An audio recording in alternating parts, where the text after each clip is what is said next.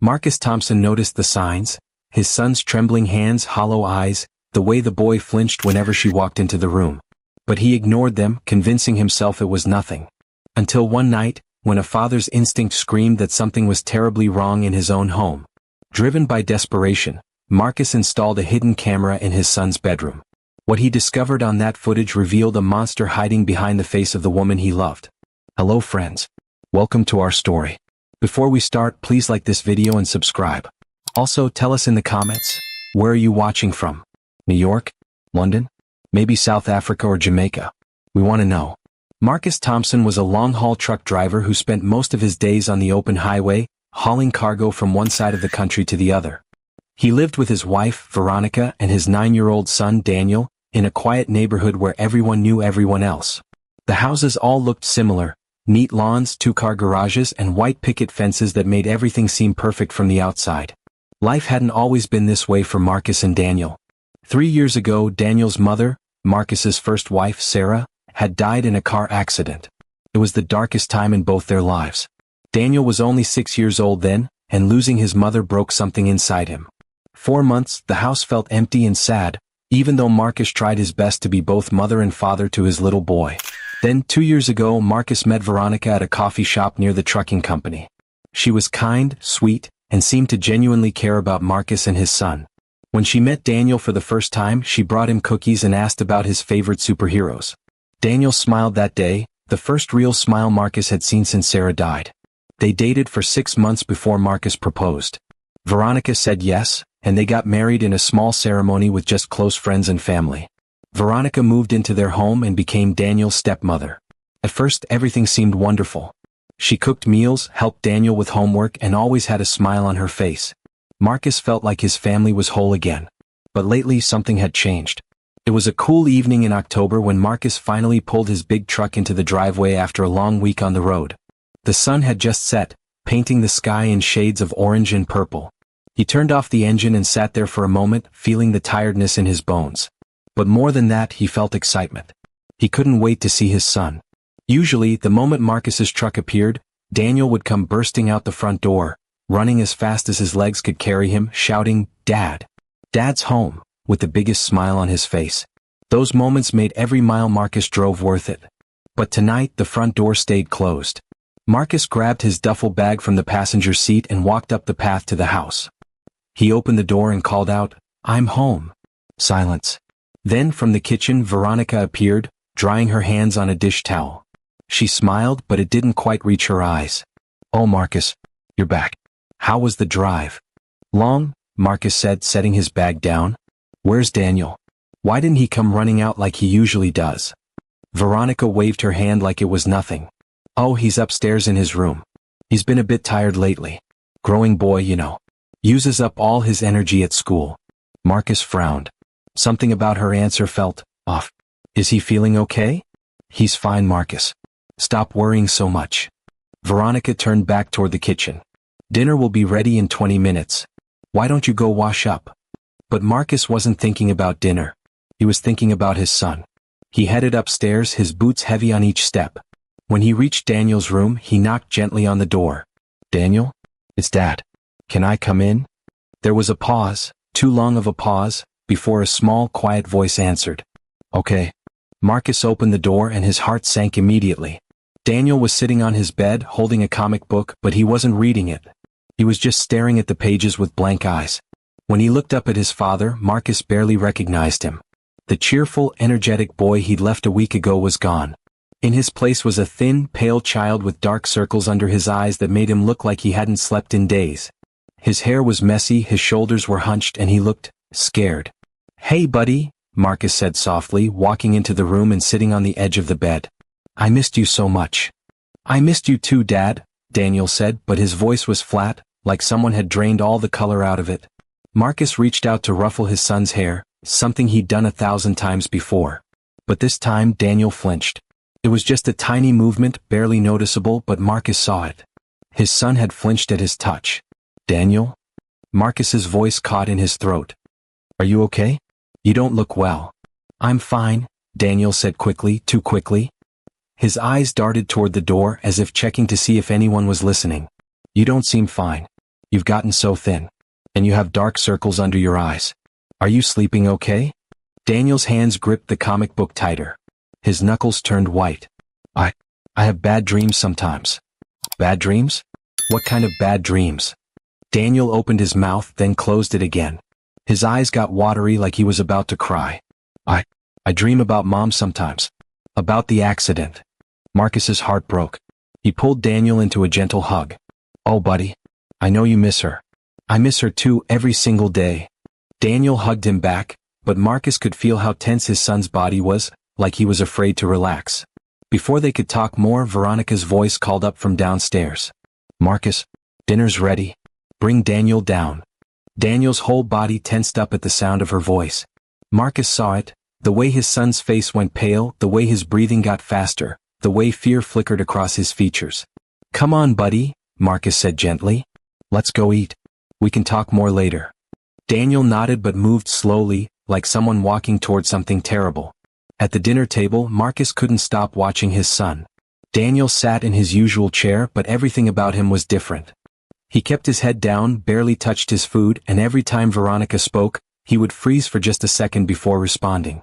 So, Daniel, Veronica said with a bright smile, tell your father about the math test you took this week. I got a B, Daniel mumbled. A B. Marcus said, trying to sound encouraging. That's great, son. Math is tough. But Daniel didn't smile.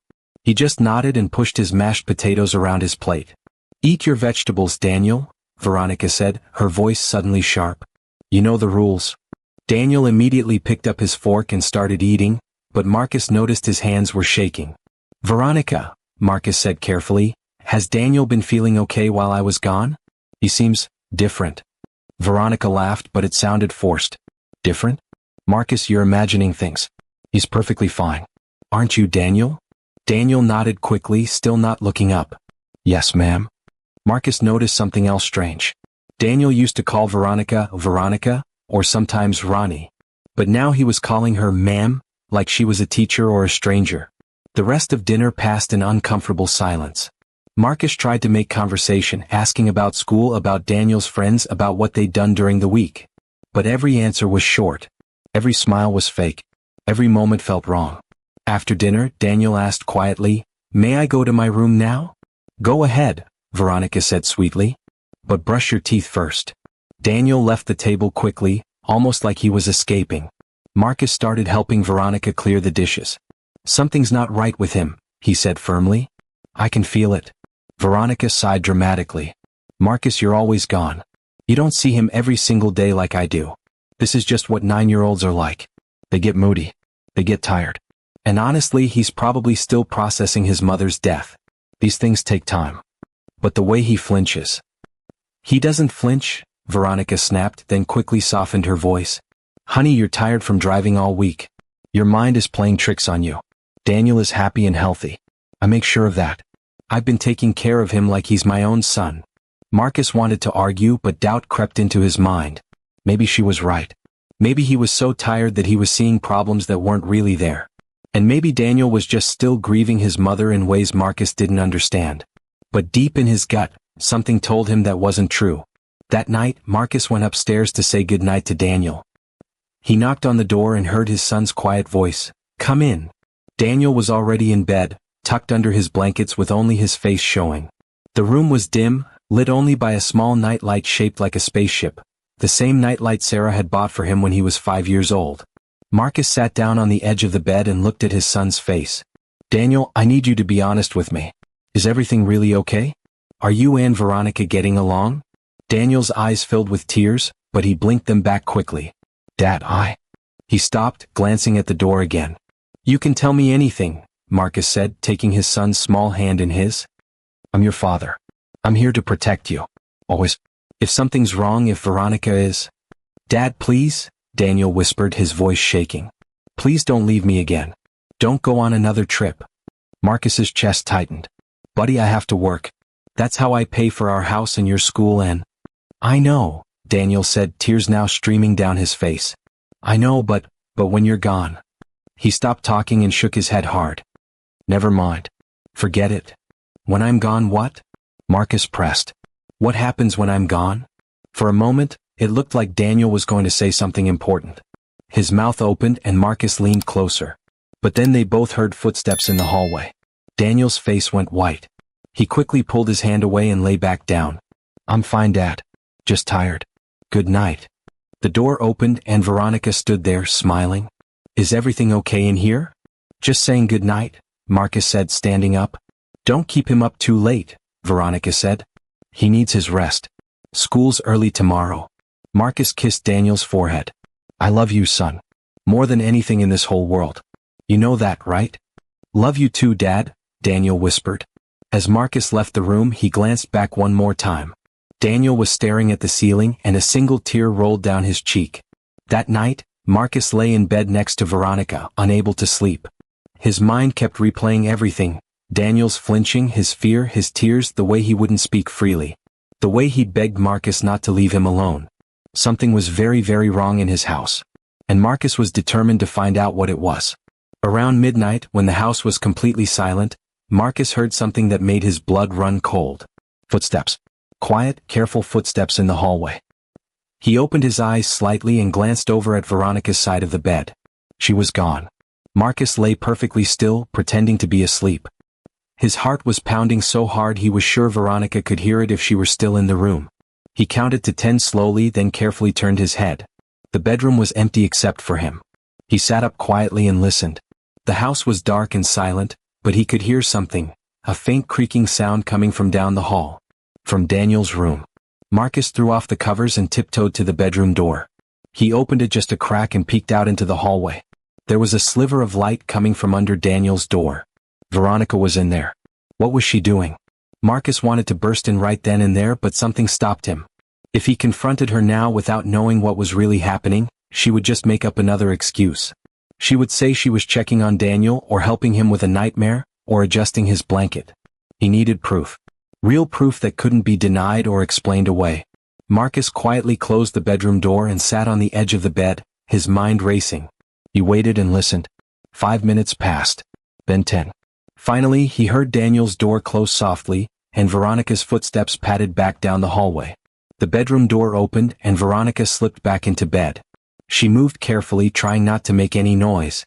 Marcus kept his breathing slow and steady, like he was deep asleep.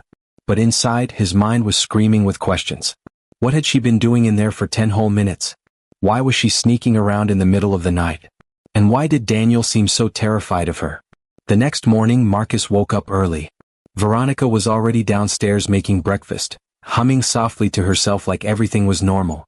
Like she hadn't disappeared into Daniel's room in the middle of the night.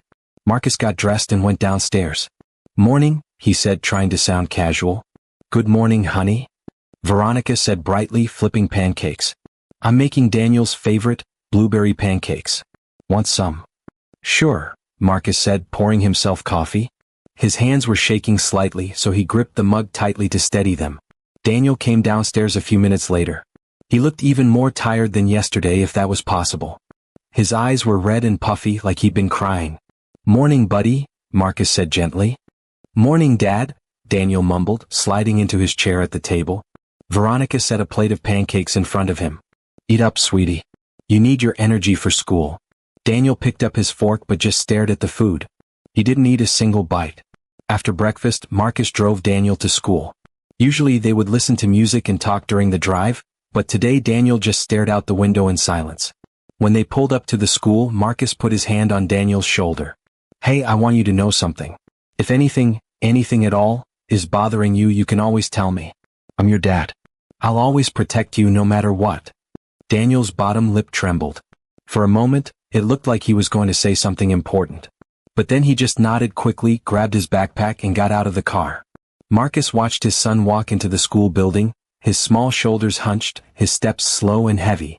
Something was crushing that boy's spirit, and Marcus was going to find out what it was.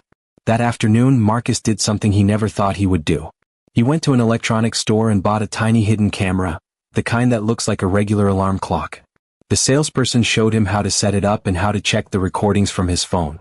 Marcus's hands were sweating as he paid for it. Was this wrong? Was he invading his own wife's privacy? But then he thought about Daniel's terrified face, his tears, the way he flinched and trembled. No, he had to know the truth. That evening, while Veronica was cooking dinner and Daniel was doing homework, Marcus went into Daniel's room with the camera hidden in his pocket. "Hey buddy," he said casually. "I brought you a new alarm clock. The old one wasn't working very well." Daniel looked up from his math homework. "Okay, Dad." Marcus placed the camera clock on Daniel's nightstand, angling it so it would capture most of the room, especially the bed. He plugged it in and set the time. There we go. All set.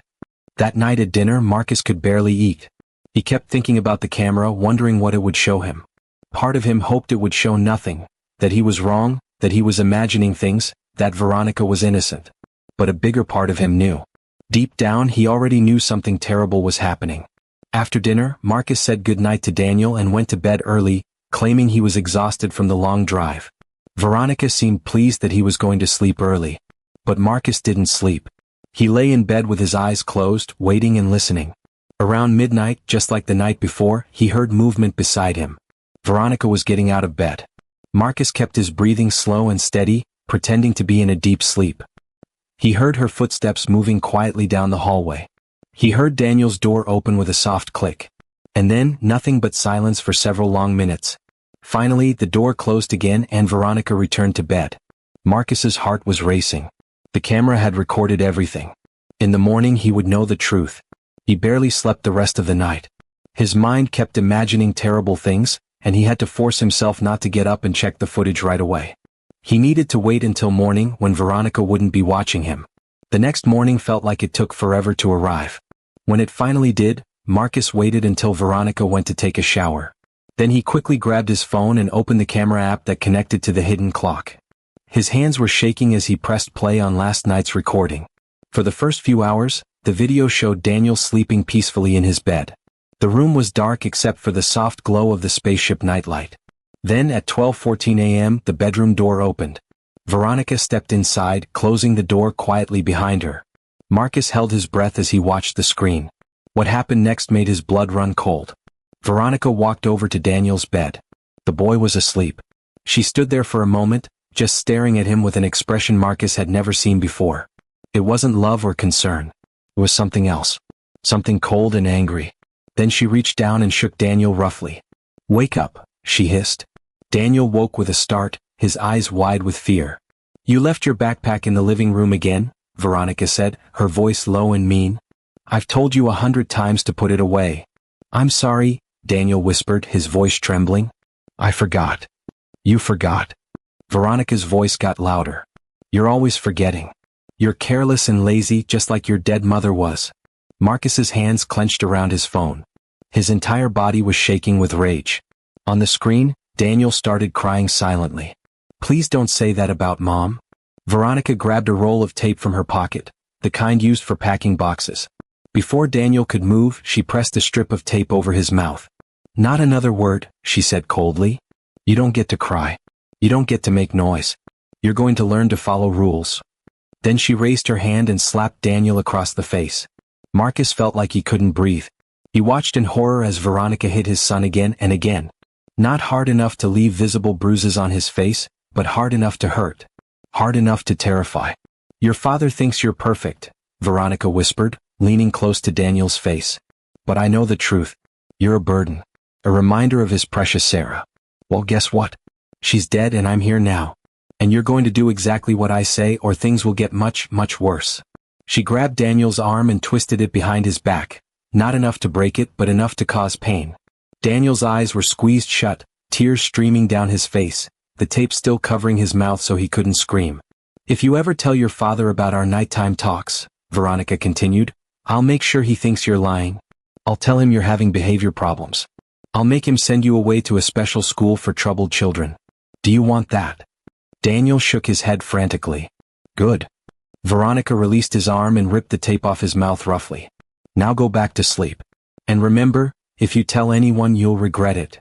She stood up and walked out of the room as casually as if she'd just tucked him in for bed. On the screen, Marcus watched his son curl into a ball and cry silently into his pillow for the next 20 minutes before finally falling asleep from exhaustion. The video ended.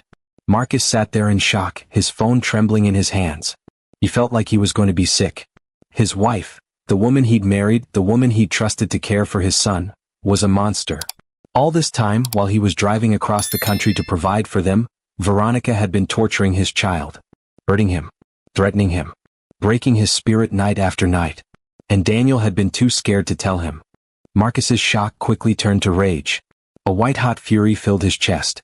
He stood up, his fists clenched, ready to storm out and confront Veronica right that second. But then he stopped himself. He needed to be smart about this. If he confronted her now without a plan, she might hurt Daniel worse. Or she might destroy the evidence. Or she might lie her way out of it. No. He needed to protect his son first and then deal with Veronica. Marcus quickly downloaded the video file from the camera to his phone, then sent a copy to his email for backup. His hands were still shaking so badly he could barely type. He heard the shower turn off. Veronica would be out any minute. Marcus took several deep breaths trying to calm down. He had to act normal until he could get Daniel safely away from her. When Veronica came out of the bathroom in her robe, Marcus forced himself to smile. Morning. I was thinking maybe I should take Daniel out for a father-son day today. You know, spend some quality time with him. Veronica's eyes narrowed slightly. Today? But it's a school day. I'll call him in sick. He looked tired this morning anyway. Maybe he's coming down with something. Veronica studied his face and for a moment, Marcus worried she could see right through him. But then she shrugged. All right. I suppose that's fine. You two should bond. You're gone so much. Each word felt like a knife. How could she act so normal? So sweet and caring when just hours ago she'd been hurting his child. Thanks, honey, Marcus said, forcing the words out. We won't be gone long. An hour later, Marcus packed a bag for Daniel while Veronica made breakfast. He threw in clothes, Daniel's favorite stuffed animal, his toothbrush, anything the boy might need. When they left the house, Veronica stood on the porch waving goodbye with a smile. Marcus drove down the street, and the moment they turned the corner and were out of sight, he pulled over and turned to his son. Daniel, he said, his voice breaking with emotion. I know what's been happening. I know what Veronica's been doing to you at night. Daniel's face went pale. Dad, You don't have to explain anything. I saw the video. I know everything. Marcus pulled his son into a tight hug. I'm so sorry I didn't see it sooner. I'm sorry I left you alone with her. But I promise you, I swear to you, she will never hurt you again. Daniel burst into tears, sobbing into his father's shoulder. I was so scared, Dad. I wanted to tell you, but she said you wouldn't believe me. She said she'd send me away. I believe you, son. I believe you and I love you and you're safe now. They sat in the parked car for several minutes while Daniel cried out all the fear and pain he'd been holding inside. Marcus held him tight, his own tears falling silently. When Daniel finally calmed down, Marcus started the car again. We're not going back there. We're going somewhere safe, and then we're going to make sure Veronica can never hurt you or any other child ever again. Where are we going? Daniel asked, wiping his eyes. First, we're going to the police station. The police station was a big brick building in the center of town. Marcus had driven past it 1,000 times but never thought he'd have to go inside for something like this. He parked the car and looked at Daniel. His son's face was pale, and his hands were twisting nervously in his lap. Are you okay, buddy? Marcus asked gently. Daniel nodded, but his eyes were filled with worry. What's going to happen, Dad? We're going to tell the police what Veronica did to you. They're going to help us make sure she can't hurt you anymore. Will they believe us? Marcus pulled out his phone and showed Daniel the video file icon. I have proof, son. They'll believe us. They walked into the police station together, Marcus's hand protectively on Daniel's shoulder. Inside, the building smelled like coffee and cleaning supplies. There was a front desk where a police officer in uniform sat working on a computer. Can I help you? The officer asked, looking up. Marcus took a deep breath. Yes. I need to report child abuse. My wife has been hurting my son. The officer's expression immediately became serious. Please have a seat. I'll get a detective right away. They sat in uncomfortable plastic chairs in the waiting area. Daniel pressed close to his father's side, and Marcus kept his arm around him protectively. After what felt like forever but was probably only 5 minutes, a woman in plain clothes approached them. Hello, I'm Detective Sarah Martinez, she said, kneeling down so she was at Daniel's eye level. She had kind eyes and a gentle smile. You must be Daniel. I'm here to help you, okay? Daniel nodded slowly. Mr. Thompson, why don't you and Daniel come with me to an interview room where we can talk privately? Detective Martinez led them down a hallway to a small room with a table and several chairs. The walls were painted a soft blue color, and there were some toys in the corner. It looked less scary than Marcus had expected. "Now," Detective Martinez said, sitting down across from them, "tell me what's been happening." Marcus explained everything, how Daniel had been acting strange, how he'd noticed the fear in his son's eyes, how he'd heard Veronica sneaking into Daniel's room at night. Then he pulled out his phone. "I installed a hidden camera in my son's bedroom," Marcus said. "I know that might sound bad, but I was desperate to find out what was happening. And last night it recorded everything." His hands shook as he handed the phone to Detective Martinez. She pressed play and watched the video in silence. Marcus watched her face change as she saw what Veronica had done. Her jaw tightened and her eyes filled with anger. When the video ended, Detective Martinez set the phone down carefully. She looked at Daniel with compassion. "Daniel, I'm so sorry that happened to you. You're very brave for coming here today. Is she going to go to jail?" Daniel asked quietly. "We're going to do everything we can to make sure she faces consequences for what she did," Detective Martinez said. "But first I need to ask you some questions. Is that okay? Your dad can stay right here with you the whole time." Daniel nodded. For the next hour, Detective Martinez asked Daniel gentle questions about what Veronica had been doing. How long had it been happening? How many times? Did she hurt him in other ways? Daniel answered quietly, sometimes looking at his father for courage before speaking. Marcus learned things that made his heart break all over again. The abuse had been going on for months, ever since Marcus had started taking longer routes for more money. Veronica would come into Daniel's room almost every night when Marcus was away, sometimes to hit him, sometimes just to threaten him and say cruel things about his dead mother. "She said Mom didn't love me," Daniel whispered, tears running down his face. "She said that's why Mom left."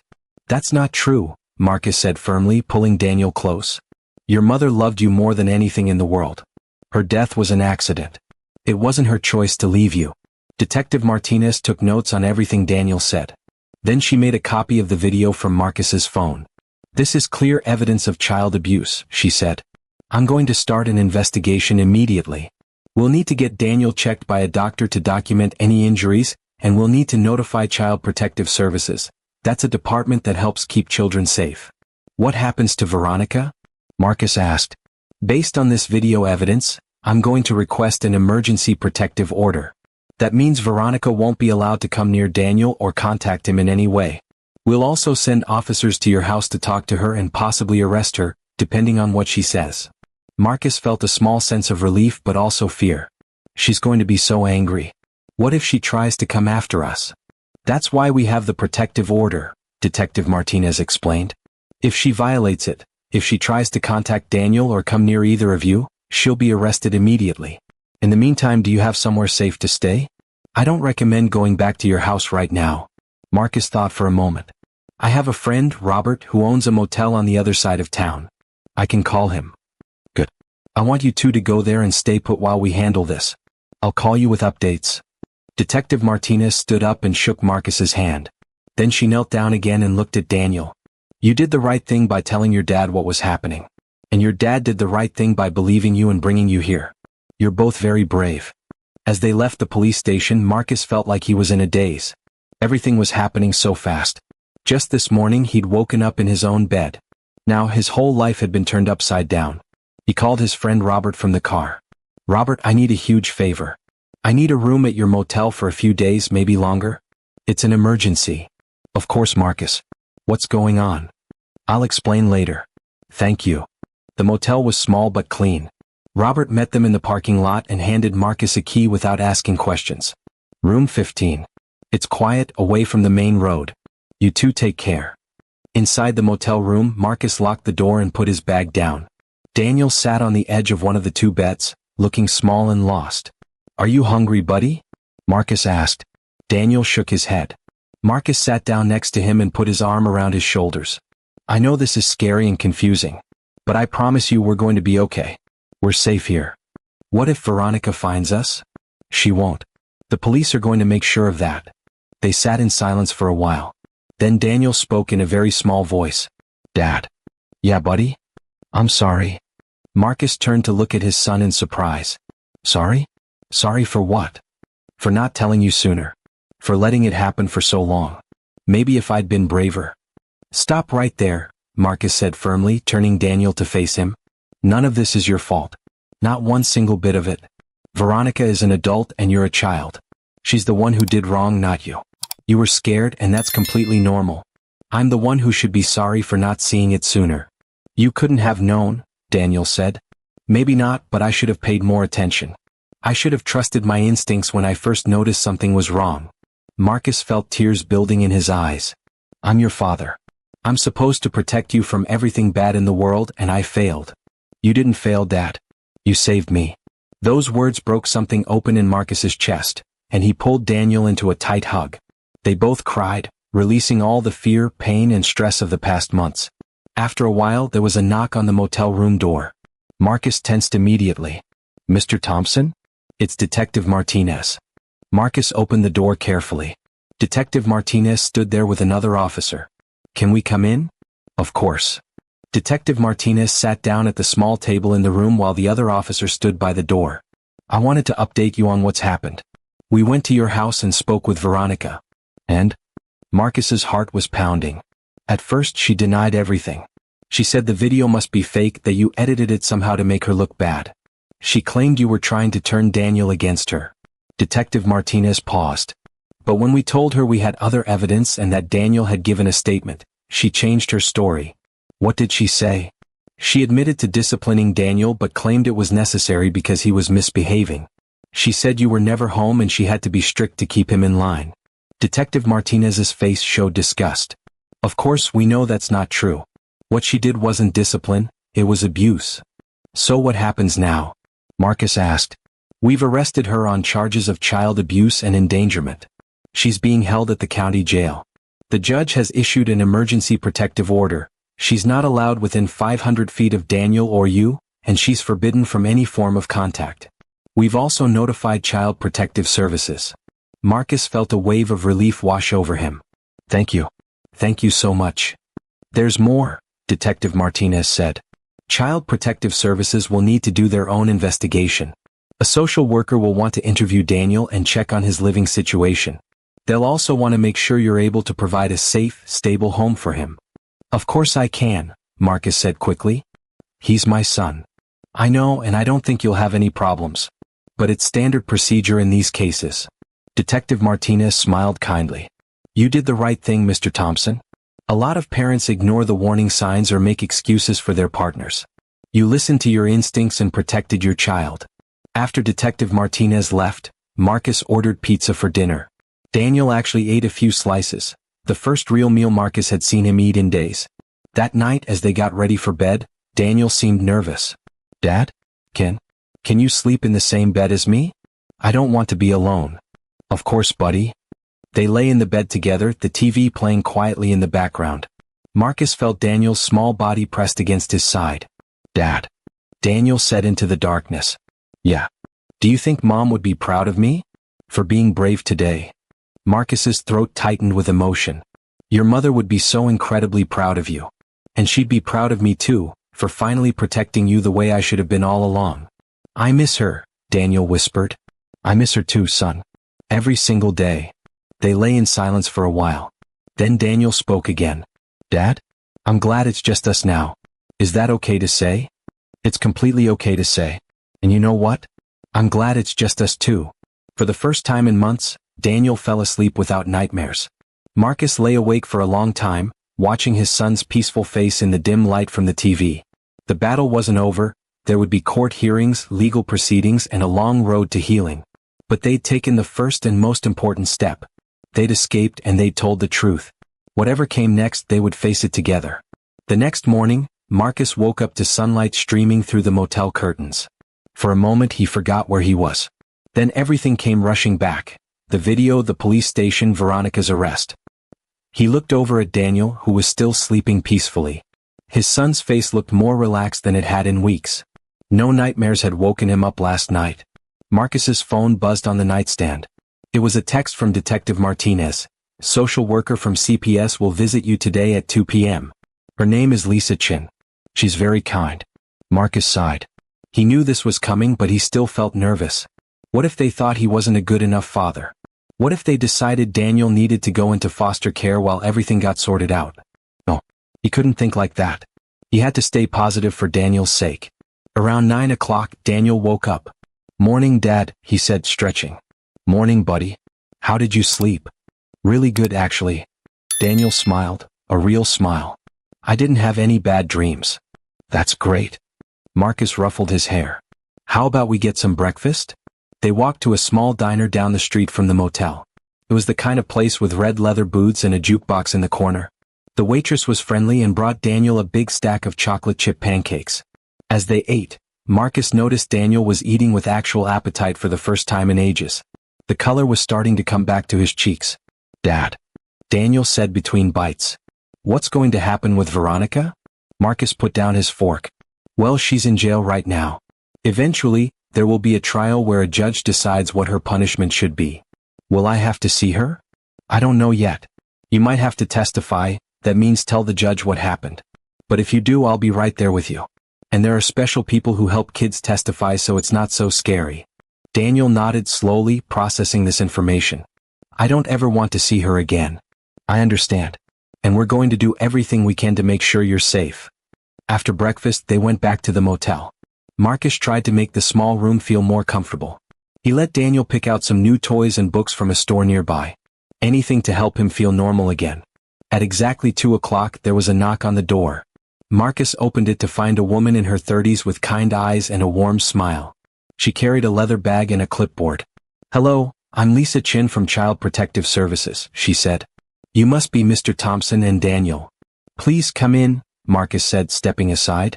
Lisa sat down at the small table and pulled out some papers. "I know this is a difficult time for both of you. I'm here to make sure Daniel is safe and has everything he needs.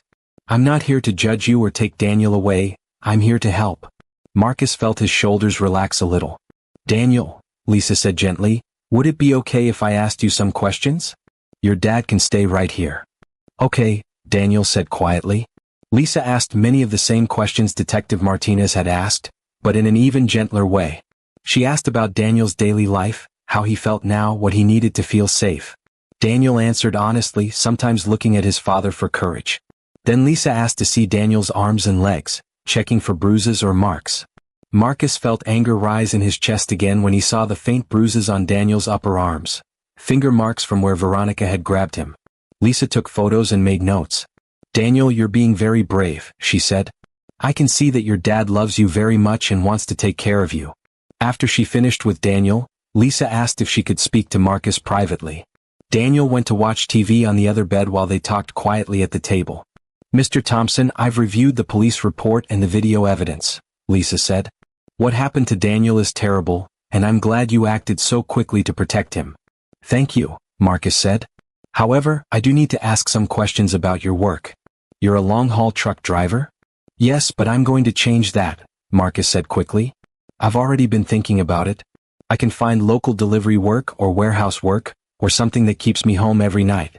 Daniel needs me here." Lisa nodded approvingly. "That's good to hear. The court will want to see that you're providing stable, consistent care. Do you have family nearby who can help?" Marcus thought for a moment. "My parents live in another state, but I have some good friends here. And actually, Veronica has a brother, Gabriel. He's a good man. I should call him. He deserves to know what his sister did." "Family support is important," Lisa said. "I'm going to recommend that Daniel stay in your care with regular check-ins from our department. We'll also want to get Daniel started in therapy as soon as possible. Of course, whatever he needs." Lisa smiled. "You're doing all the right things, Mr. Thompson. Many parents in your situation go into denial or try to minimize what happened. You believed your son and took action. That's what good parents do." After Lisa left, Marcus felt exhausted but hopeful. Daniel was officially staying with him, and they had a plan moving forward. That evening, Marcus made the call he'd been dreading. He dialed Gabriel's number. Gabriel answered on the third ring. "Marcus? Hey man. Long time no talk. How are you?" "Gabriel, I need to tell you something. It's about Veronica." There was a pause. "What about her? Is she okay?" Marcus took a deep breath and explained everything, the abuse, the video, the arrest. With each word, he could hear Gabriel's breathing get heavier. When Marcus finished, there was a long silence on the other end of the line. "Gabriel? Are you still there?" "I'm here." Gabriel's voice was thick with emotion. "Marcus, I don't know what to say. That's my sister, but what you're describing, that's not the Veronica I thought I knew. I know this is hard to hear. Hard? It's devastating. Gabriel let out a shaky breath. But I believe you. I believe Daniel. And I'm so sorry this happened. Marcus felt relief flood through him. Thank you for saying that. I was worried you might think I was lying or exaggerating. No way. You're one of the most honest people I know. And I've noticed some things over the years, the way Veronica could be controlling, the way she had to have everything perfect. I just never thought. He trailed off. Where are you and Daniel now? We're staying at a motel. We can't go back to the house. Listen, my wife Clara and I have a guest room. Why don't you two come stay with us? It's better than a motel and Daniel knows us. He'd be comfortable here. Marcus felt his eyes get wet. Are you sure? I don't want to impose. You're not imposing. You're family. And right now you need family around you.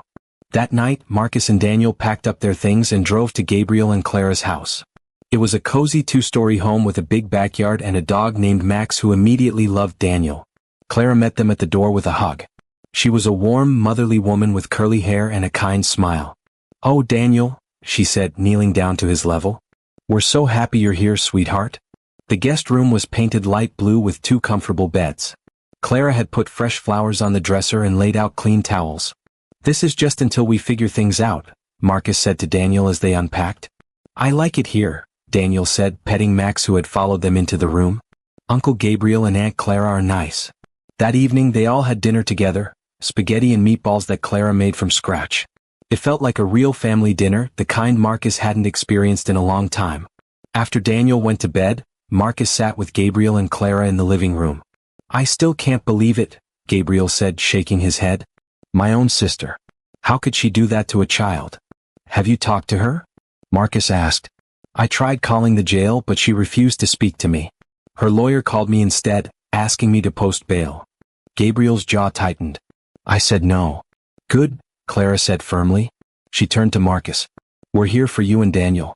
Whatever you need, a place to stay, help with legal stuff, someone to watch Daniel when you have to work, just ask. Thank you, Marcus said, his voice breaking. I don't know what I'd do without you two. You'd figure it out, Gabriel said. Because you're a good father. You proved that when you trusted your instincts and protected your son. Over the next few days, life began to settle into a new routine. Marcus started looking for local jobs, ones that would keep him home every night. He found a position at a warehouse just 20 minutes away. The pay wasn't as good as long-haul trucking, but it didn't matter. Being there for Daniel was more important than money. Meanwhile, Detective Martinez called with updates. Veronica's lawyer is trying to get the charges reduced, she said. They're claiming it was just discipline that got out of hand. But the district attorney's office is taking this very seriously. They're pursuing full charges of child abuse. When's the trial? Marcus asked. Probably not for several months. These things take time. But in the meantime, there's going to be a custody hearing next week to make the protective order permanent. Marcus's stomach twisted. Will Veronica be there? Yes, but she'll be on the opposite side of the courtroom. You and Daniel won't have to interact with her at all. The thought of seeing Veronica again made Marcus feel sick. But he knew it was necessary. That week, a therapist named Dr. Johnson came to Gabriel and Clara's house to meet Daniel. Dr. Johnson was a child psychologist who specialized in trauma. He was an older man with gray hair and glasses, and he had a calm, gentle way of speaking that immediately put Daniel at ease. Daniel, Dr. Johnson said during their first session, I want you to know that this is a safe space. You can talk about anything you want or we can just play games. There's no pressure. They started with simple activities, drawing pictures, playing with toy figures, talking about Daniel's favorite things. Slowly, over the course of the hour, Dr. Johnson helped Daniel begin to open up about what had happened. When the session was over, Dr. Johnson spoke privately with Marcus. Daniel is showing clear signs of trauma, anxiety, fear responses, trust issues. But the good news is that he's young, and with proper support and therapy, children can heal remarkably well. How long will it take? Marcus asked. There's no set timeline for healing. Could take months or even years. But I can already see that Daniel has something very important. A father who loves him and believes him. That's the foundation everything else is built on. Marcus felt tears prick his eyes. I just want him to be happy again. I want him to be the carefree kid he used to be. He will be, Dr. Johnson said confidently. It won't happen overnight, but it will happen. You're doing everything right. As the week went on, Marcus noticed small changes in Daniel. He was eating better. He was sleeping through the night without nightmares, or at least with fewer nightmares. He was starting to laugh again, especially when playing with Max in the backyard. One evening, as Marcus was tucking Daniel into bed, his son looked up at him with serious eyes. "Dad." "Yeah, buddy? Are you going to marry someone else someday?" The question caught Marcus off guard. I don't know. Maybe someday." "Why do you ask?" "If you do," Daniel said carefully, "can you make sure she's nice? Like really actually nice?" Marcus's heart broke. "Oh, Daniel. I promise you I will never bring anyone into our lives who isn't kind and loving. And before I even think about dating anyone, I'll make sure you're comfortable and happy." "Okay." Daniel seemed satisfied with that answer. "I love you, Dad." "I love you too, son. More than anything in this whole world." As Marcus left the room, he thought about Veronica. He'd loved her once, or at least he'd thought he did. But now he realized he'd never really known her at all. The woman he'd married was a mask hiding a monster underneath. How had he missed it? Were there warning signs he'd ignored? These thoughts haunted Marcus as he lay in bed that night. The guilt was overwhelming sometimes. If only he'd paid more attention. If only he'd been home more. If only he'd acted sooner. But dwelling on "if only" wouldn't change the past. All he could do now was focus on the future, on healing, on justice, and on making sure Daniel grew up safe and loved. The custody hearing was in 3 days. Marcus knew it wouldn't be easy facing Veronica in court, but he was ready to fight for his son with everything he had. The morning of the custody hearing, Marcus woke up with his stomach in knots. He'd barely slept, tossing and turning all night, thinking about what was going to happen. Gabriel knocked on the door at 7 in the morning. "Marcus? I made coffee. Strong coffee. Figured you might need it."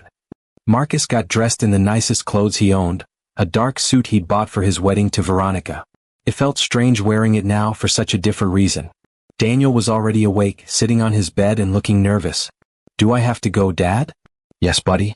But remember what Dr. Johnson said, you're very brave and I'll be right there with you the whole time." Clara made them breakfast, but neither Marcus nor Daniel could eat much. Their stomachs were too twisted with worry. At 8:30, they all piled into Gabriel's car and drove to the courthouse. It was a big stone building downtown with tall columns and lots of steps leading up to the entrance. Inside, everything echoed. Their footsteps sounded too loud on the marble floors. People in suits rushed past them, carrying briefcases and folders. Detective Martinez met them in the hallway. "Good morning. Are you ready?" "As ready as we'll ever be," Marcus said, holding Daniel's hand tightly. "Remember, the judge is on Daniel's side. She wants to make sure he's safe. Just tell the truth and everything will be fine." They entered the courtroom and Marcus's breath caught in his throat. There, on the other side of the room, sat Veronica. She looked different. Her hair was pulled back severely, and she wore an orange jumpsuit from the jail. Her face was hard and angry. When she saw Marcus and Daniel, her eyes narrowed. Daniel squeezed his father's hand so tightly it hurt. "Dad, I'm scared." "I know, buddy. But she can't hurt you anymore. I promise." They sat down on their side of the courtroom. A lawyer named Mr. Peters, who the district attorney's office had assigned to help them, came over and shook Marcus's hand. "Don't worry," Mr. Peters said. "We have strong evidence. The video alone is damning." A few minutes later, the bailiff called out, "All rise for the Honorable Judge Williams." Everyone stood as the judge entered. Judge Williams was a black woman in her 50s with kind but serious eyes. She sat down at the high desk at the front of the room and looked over some papers. "Please be seated," she said. "We're here today for an emergency custody hearing in the case of Marcus Thompson versus Veronica Thompson, regarding the welfare of the minor child, Daniel Thompson." Marcus felt his heart pounding. Judge Williams looked at Veronica. "Mrs. Thompson, you've been charged with child abuse and endangerment. How do you plead?"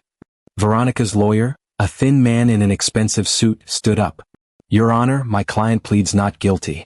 We believe these charges are based on misunderstandings and exaggerations." "Misunderstandings?" Judge Williams raised an eyebrow. "I've reviewed the video evidence submitted by Mr. Thompson. There's nothing ambiguous about what I saw." Veronica's lawyer cleared his throat nervously. "Your Honor, my client was simply disciplining the child. She may have been too strict, but her intentions were good. She was trying to teach him proper behavior while his father was away working." Marcus felt anger boiling inside him. Too strict? She had beaten his son, taped his mouth shut, and terrorized him night after night. Judge Williams didn't look convinced either. "Mr. Peters, please present your case." Mr. Peters stood up and called Marcus to the witness stand. Marcus walked to the front of the courtroom, his legs shaking. He placed his hand on the Bible and swore to tell the truth. "Mr. Thompson," Mr. Peters said, "can you tell the court what led you to install a hidden camera in your son's room?" Marcus took a deep breath and explained everything. How Daniel had changed, how he'd noticed the fear in his son's eyes, how he'd heard Veronica sneaking into Daniel's room at night. "And what did the camera show?" Mr. Peters asked. "It showed my wife," Marcus's voice broke. "It showed Veronica abusing my son, hitting him, taping his mouth shut so he couldn't cry out, threatening him, telling him terrible things about his dead mother." There were gasps from people in the courtroom. Mr. Peters played the video on a large screen for the judge. Marcus couldn't watch it again. He kept his eyes on Daniel, who was sitting with Clara and Gabriel. His son looked so small and scared. When the video ended, the courtroom was silent. Judge Williams's face was hard as stone. "Mrs. Thompson, do you deny that this video shows you?" Veronica's lawyer whispered something to her. Then Veronica stood up. For the first time she spoke directly. "Your Honor, I admit that's me in the video. But you have to understand, I was stressed. Marcus was always gone, and I was left alone to deal with a difficult child who wouldn't listen. I lost my temper a few times, yes, but I never meant to really hurt him." "A few times?" Marcus couldn't help himself. "You terrorized him every night for months." "Mr. Thompson, please," Judge Williams said firmly. Then she turned back to Veronica. "Mrs. Thompson, there is no excuse, none whatsoever, for what you did to that child. What I saw on that video wasn't discipline. It was deliberate, calculated abuse." Veronica's face turned red. "He's not even my real son. I tried to love him, I really did, but he's just like his mother, weak and whiny and—" "That's enough." Judge Williams's voice rang out like a thunderclap. "You will not speak about that child or his deceased mother that way in my courtroom." Veronica sat down, her lawyer frantically whispering to her to be quiet. Next, Dr. Johnson was called to the stand. He explained Daniel's trauma, the nightmares, the anxiety, the trust issues. "In my professional opinion," Dr. Johnson said, "Daniel has been experiencing severe psychological abuse in addition to physical abuse. The impact on his mental health has been significant. However, with proper therapy and a safe, loving environment, I'm confident he can heal." "And do you believe Mr. Thompson can provide that safe, loving environment?" Judge Williams asked. "Absolutely," Dr. Johnson said without hesitation. "Mr. Thompson acted immediately when he discovered what was happening. He protected his son, reported the abuse, and has been fully cooperative with therapy and treatment. He's exactly the kind of parent Daniel needs." Finally, it was time for Daniel to speak. Judge Williams had a special court psychologist bring Daniel to a small room next to the courtroom so he wouldn't have to testify in front of Veronica. Marcus was allowed to go with him. The psychologist, a gentle woman named Mrs. Rivera, asked Daniel simple questions. "Daniel, did Veronica hurt you?" "Yes," Daniel said quietly. "Can you tell me how she hurt you?" Daniel explained in his own words what had been happening. He talked about the hitting, the tape over his mouth, the cruel things Veronica said about his mother. His voice shook, but he told the truth. "Are you scared of Veronica?" Mrs. Rivera asked. "Yes, very scared." "Do you want to live with her again?" "No." Daniel's voice was suddenly loud and firm. "I never want to see her again. I want to stay with my dad. He's the one who saved me." Mrs. Rivera smiled kindly. "You're very brave, Daniel." When they returned to the courtroom, Judge Williams had made her decision. Everyone stood as she prepared to speak. "I've heard the testimony, reviewed the evidence, and considered the welfare of the child," Judge Williams began. "Mrs. Veronica Thompson, what you did to Daniel Thompson is one of the most disturbing cases of child abuse I've seen in my 20 years on the bench." Veronica's face was pale. "You took advantage of a vulnerable child who had already lost his mother. You abused him physically and psychologically. You threatened him to keep him silent. And even now, you show no real remorse for your actions." Judge Williams picked up her gavel. "Therefore, I am granting full custody of Daniel Thompson to his father, Marcus Thompson. The protective order against Veronica Thompson is made permanent. She is forbidden from any contact with the minor child, directly or indirectly, for the foreseeable future." Marcus felt tears streaming down his face. Daniel ran to him and Marcus scooped him up in his arms, holding him tight.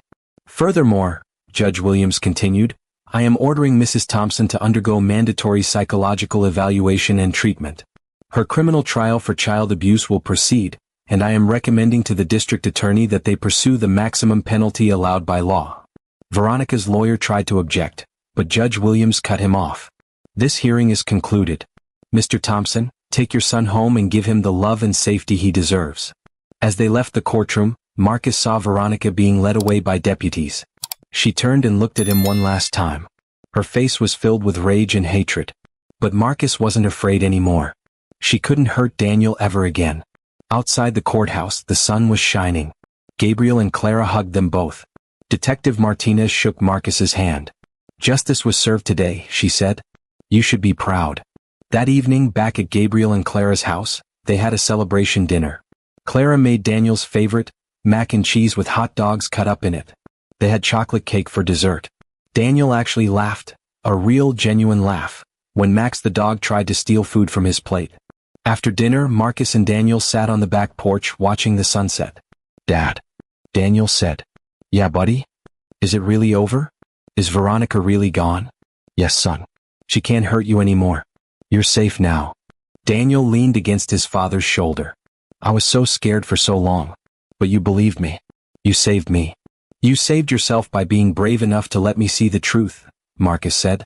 "I'm so proud of you." They sat in comfortable silence for a while, watching the sky turn orange and pink. 6 months later, Marcus stood in the doorway of their new apartment, a small but cozy 2-bedroom place not far from Gabriel and Clara's house. It wasn't fancy, but it was theirs. He had a new job now, working at the warehouse during the day. Every evening he came home to Daniel. They ate dinner together, did homework together, watched movies together. They were building a real life, a safe, happy life. Daniel was thriving. His nightmares had mostly stopped. He was doing well in school again. He'd even made some new friends and joined a soccer team. Dr. Johnson reduced their therapy sessions to once a week, and then to once every 2 weeks. "Daniel's progress has been remarkable," he told Marcus. "He's a resilient kid." Veronica's criminal trial had happened 2 months ago. The jury found her guilty on all counts of child abuse. She was sentenced to 3 years in prison, followed by 5 years of supervised probation. She would also have to register as a child abuser, and she permanently lost all parental rights. Not that she'd ever really had them, since she was only Daniel's stepmother. Gabriel had stopped speaking to his sister entirely. "She made her choices," he told Marcus. "And I'm choosing Daniel and you." One Saturday afternoon, Marcus took Daniel to the park. They threw a football back and forth on the grass. Daniel was laughing, running, being a normal 9-year-old kid.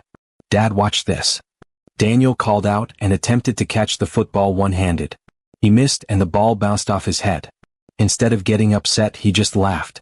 Marcus laughed too, his heart full. After the park, they stopped for ice cream. As they sat outside the ice cream shop, Daniel with chocolate ice cream all over his face, Marcus thought about how far they'd come. "Dad," Daniel said, licking his cone. "Yeah, buddy? I'm happy now. Really happy." Those simple words meant everything. "Me too, son. Me too." That night, as Marcus tucked Daniel into bed in their new apartment, Daniel looked up at him with clear, bright eyes. No fear, no shadows. "Good night, Dad. I love you." "I love you too, Daniel. Sweet dreams." Marcus turned on the nightlight, a new one shaped like a rocket ship, and left the door cracked open just how Daniel liked it. He walked to the living room and sat down on the couch, finally allowing himself to breathe. The last 6 months had been the hardest of his life, but also the most important. He'd saved his son. He'd trusted his instincts, acted on them, and protected the person who mattered most in the world. Marcus picked up his phone and opened a video recording app. He'd been thinking about sharing their story, not for fame or attention, but to help other parents who might be missing the signs of abuse in their own homes. He pressed record. "Hello, my name is Marcus Thompson and I want to tell you a story. I want to tell you about the night I installed a hidden camera in my son's bedroom and discovered that my wife was abusing him. I want to tell you how I almost missed the signs, how I almost brushed off my concerns, how I almost let it continue." He paused, collecting his thoughts. "But I didn't. I listened to my gut. I investigated. And I acted. That camera didn't just show me the horrible truth, it saved my son's life. It gave me the evidence I needed to protect him and make sure his abuser faced justice." Marcus looked toward Daniel's bedroom. "If you're watching this and you suspect something is wrong with your child, if they seem withdrawn, scared, different, please trust your instincts. Don't make excuses. Don't wait. Investigate, and if you find abuse, act immediately. Your child is depending on you. He ended the recording and posted it online with the caption, "A father's instinct saved my son. Trust yours." Within days the video went viral. Hundreds of thousands of people watched it and shared it. Parents wrote to Marcus thanking him for raising awareness. Some even shared their own stories of discovering and stopping abuse. Marcus had turned his pain into purpose. His story was helping others, possibly saving other children from suffering the way Daniel had suffered. 2 years later, Marcus stood on the sidelines of a soccer field, cheering as Daniel scored a goal. His son had grown taller, stronger, more confident. The scared, broken boy was gone, replaced by a happy, healthy 11-year-old. After the game, as they walked to the car, Daniel put his arm around his father's waist. "Dad, my friend's parents want to know if I can sleep over next Friday." Marcus felt a small pang of worry. He still struggled with letting Daniel out of his sight sometimes. But Dr. Johnson had talked to him about this. Daniel needed normal experiences. He needed to be a kid. "Sure, buddy. That sounds fun." Daniel grinned. "Thanks, Dad. You're the best." As they drove home, Marcus thought about how their story could have ended so differently. If he hadn't trusted his instincts, if he hadn't installed that camera, if he hadn't acted immediately, Daniel might still be suffering in silence. But he had acted.